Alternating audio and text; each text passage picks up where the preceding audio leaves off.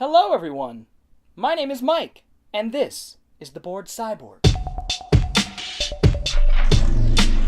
Welcome back to another episode of What's in the Bag, which is my version of the DVD, Blu-ray, VHS movie collection update, where I go over the movies I've picked up over the last couple weeks or so, kind of talk about each one, maybe where I got it, what I got it for, and why I got it, and, why it's in the collection. So, why don't we just dig right into it with the first DVD I picked up at a book sale of all things. I went to the book sale looking for books, but they had a little stack of DVDs, and man, I was surprised to see this one because, for one, it's not cheap, it's still retail like $20. So, that is Sacha Baron Cohen's Who is America? Now, I did, months back when this was airing, I got a free trial, I think it was, for Showtime, which was like a week, and I watched, or 2 weeks, or a month, or something, and I watched as much of it as I could, and wow, it's hilarious. It's scary with some of the things that he gets people to do and admit. And if you don't know Sacha Baron Cohen, his first big thing was the Ali G Show, which I'm a big fan of. I love the awkwardness. I love the political humor that he does.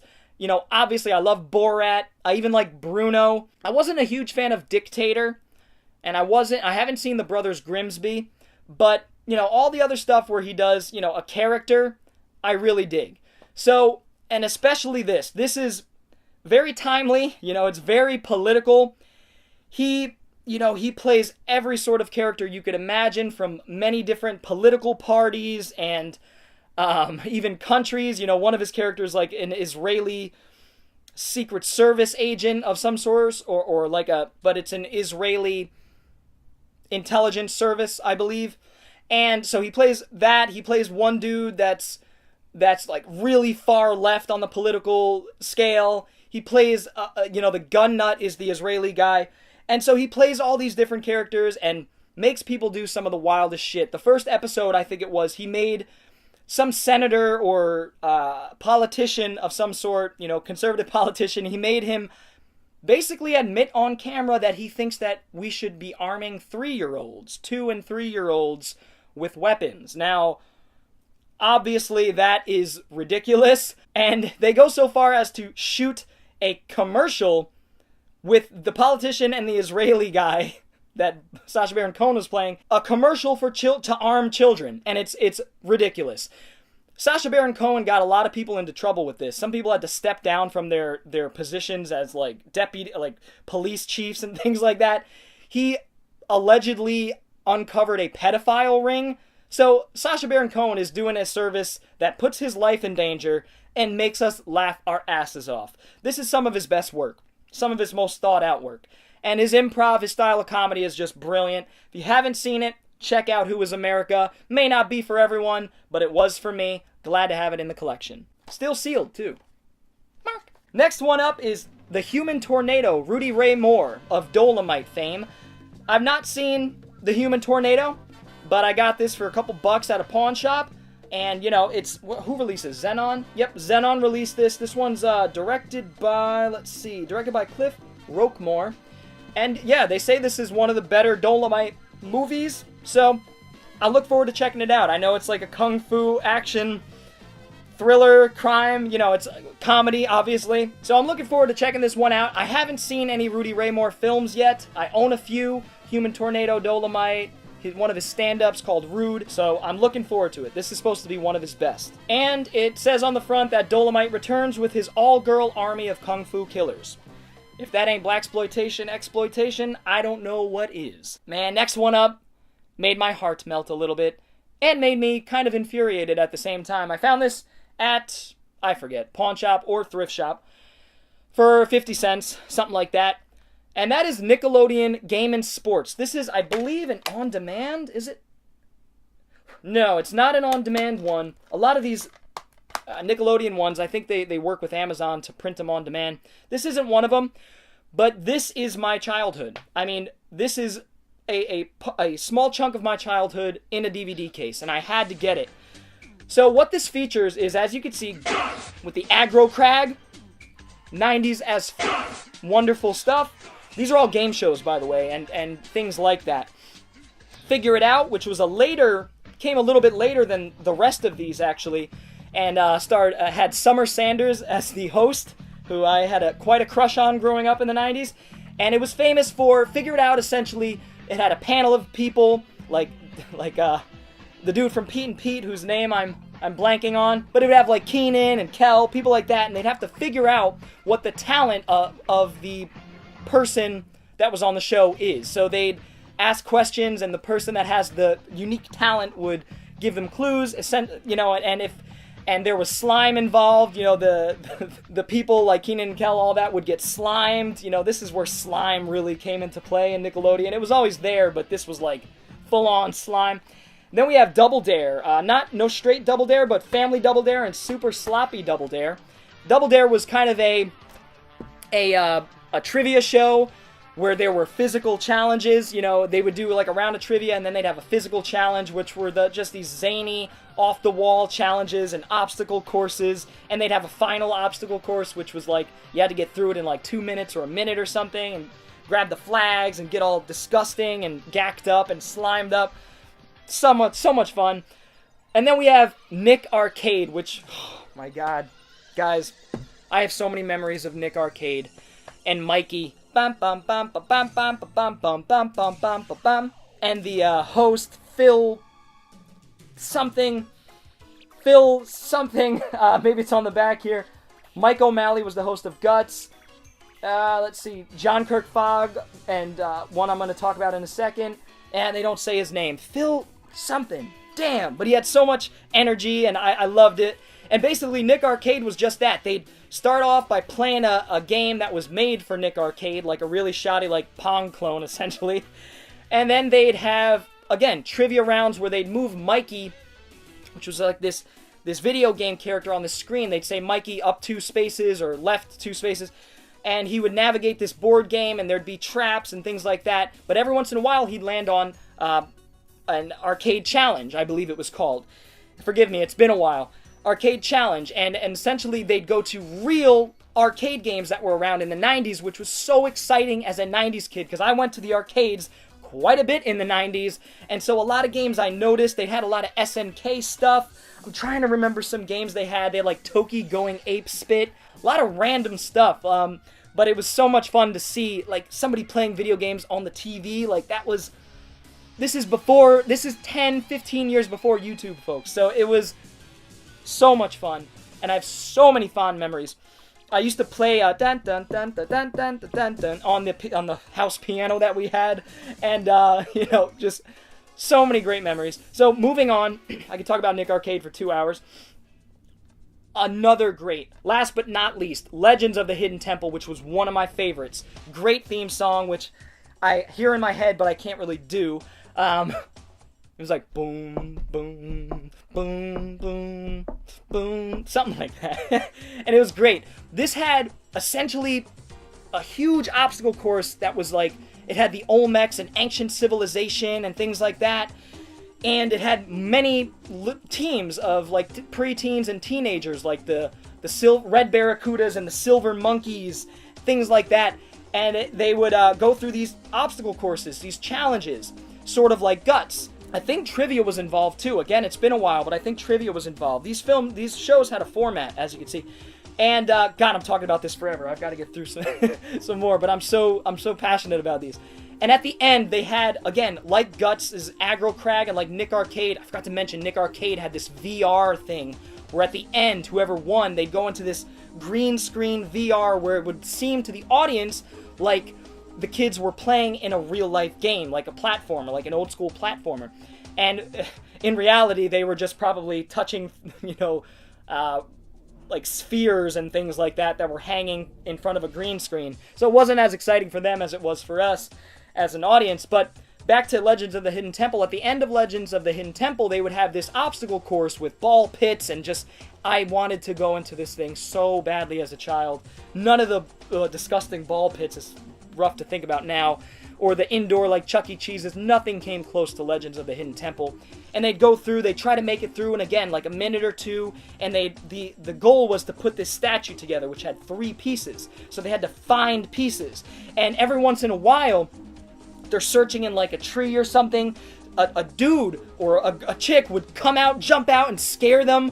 And man, it would scare me as a kid. I'd jump back, like for some of my first jump scares and stuff like that.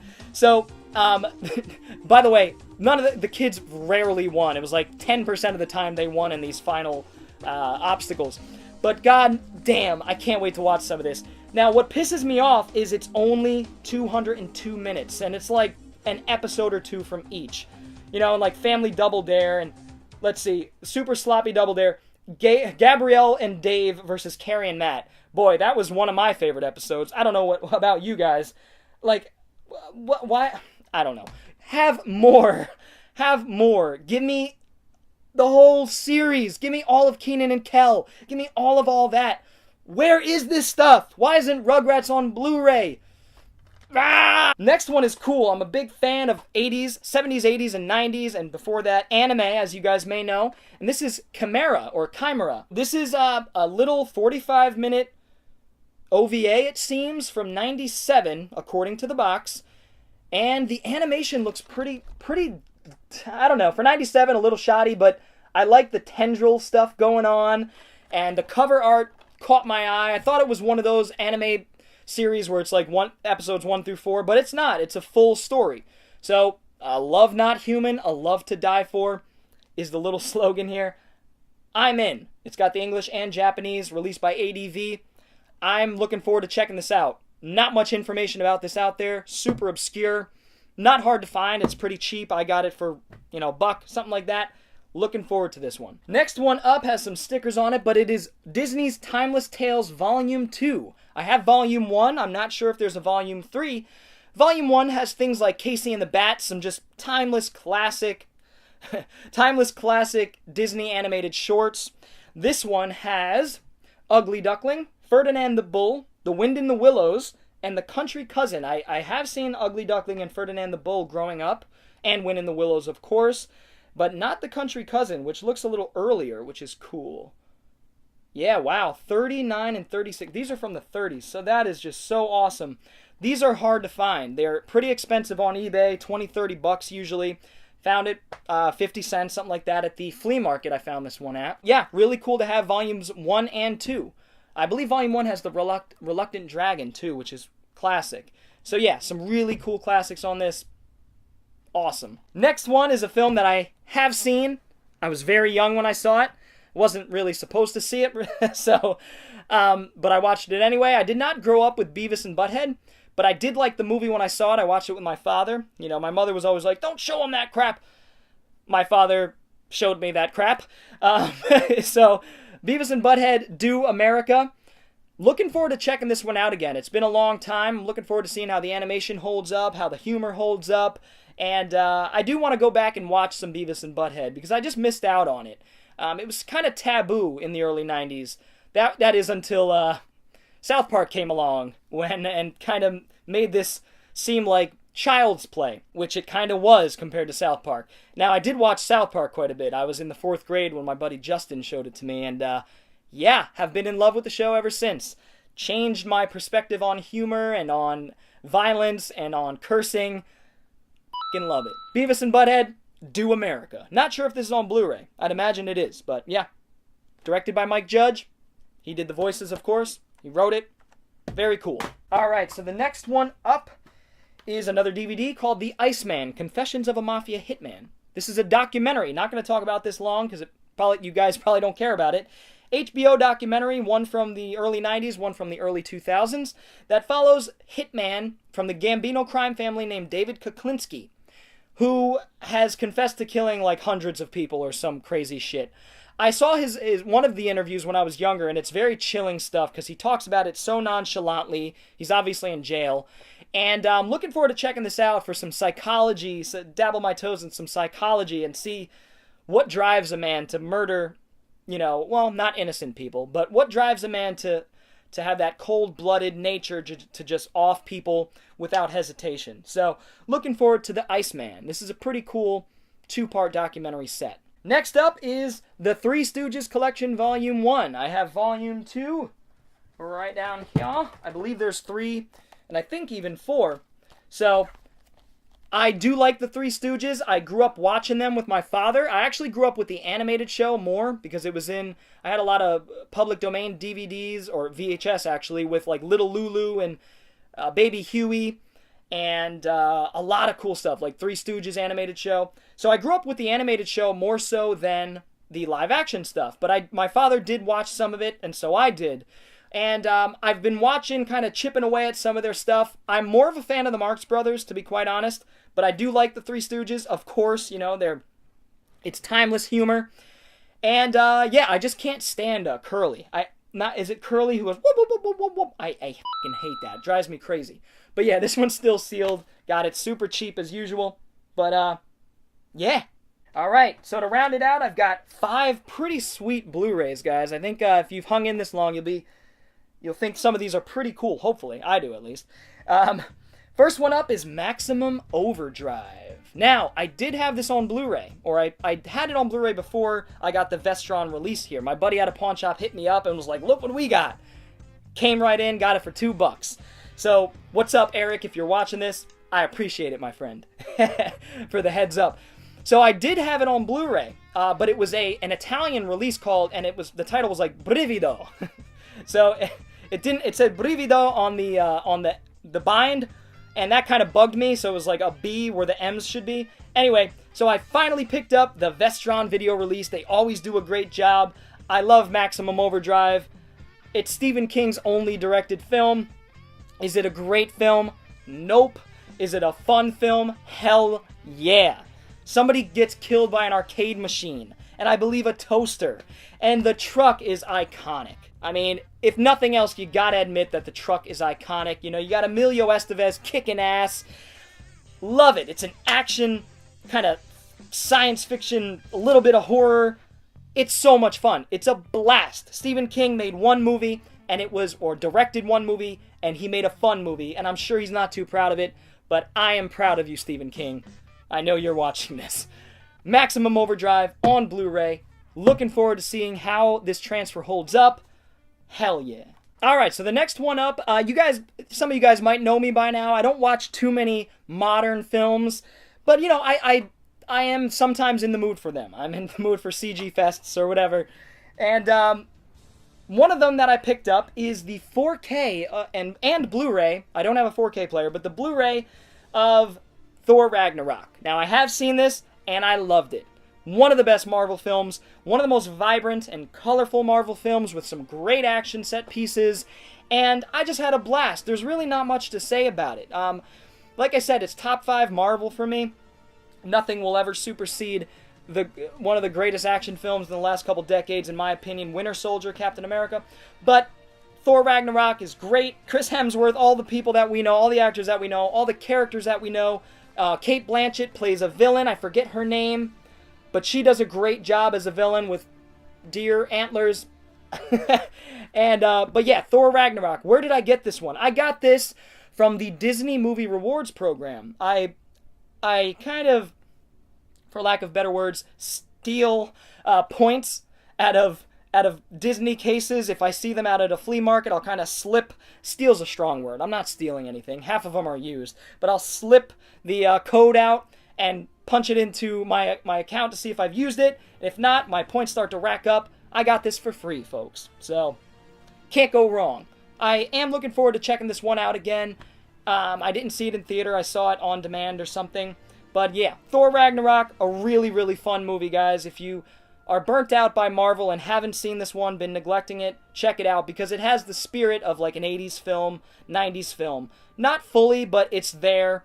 And Waikiki, what's his name? Taika Waititi directed this. He's from Flight of the Conchords, and he did, What We Do in the Shadows, which is one of my favorite horror comedies in a long time. And he did a great job directing this. He's a talent to look out for, and I hope he does more action films, because this is a blast. Alright, next one up is Fantastic Beasts and Where to Find Them. I am a fan of the Harry Potter films. I've only seen them once. I haven't seen the last one because my asshole friend, I love him, but he's an asshole, that's what he's known for, named Adam, intentionally spoiled the 7th film for me, or the final film for me. He let me know what happens, what Harry Potter's fate is, and I hated him that night. But I am a fan of that world, and this takes place within that universe, the J.K. Rowling universe. So, and I hear that the second one starts to get closer to Harry Potter and maybe kind of ties in. What I expect out of this: weird, fantastic creatures. Obviously, they're going to be CG. Hopefully, there's some practical. That'd be cool. I doubt it. And maybe a fun story, a fantastical, whimsical kind of story. I like these kind of movies. I love fantasy, so I'll give this movie a shot. I've heard good things. You know, so Eddie Redmayne in Fantastic Beasts and Where to Find Them. Who directed this? David Yates. That's good news because he did some of the best, or some of the Harry Potter films. I forget exactly, but it's cool that they got a Harry Potter director back to do some of these. I wish they got Cuarón. But yeah, so Fantastic Beasts, and Where to Find Them. Cheer. All right, next up, I got this solely because it was like $1.50. I'm not a huge fan of this movie, but I want to give it another shot because I had fun with the action and I like Charlie Sheen. I think the story fell flat for me. Not sure. It just didn't really click with me. It's an average action film, in my opinion. Average 90s action film. The average 90s action film is probably better than the average action film these days. But yeah, that is Terminal Velocity. Like I said, Charlie Sheen. I always hated this cover. I think it's so oddly juxtaposed. I mean, there's composition there, but I don't know. Darren Sarafian, who has done other films. I can't name off the top of my head. I'll put them here and here. But that's Terminal Velocity. Can't speak too much about it because I kind of have forgotten it, to be quite honest. And that, I guess, speaks to how I feel about the movie. But like I said, $1.50, 90s action movie, Charlie Sheen. I picked it up. Mill Creek Entertainment release. Not expecting a superb transfer by any means, but yeah, Terminal Velocity. Last but not least, I usually save my favorite pickup for last. This is definitely one of them, aside from the Nickelodeon thing, Nickelodeon DVD.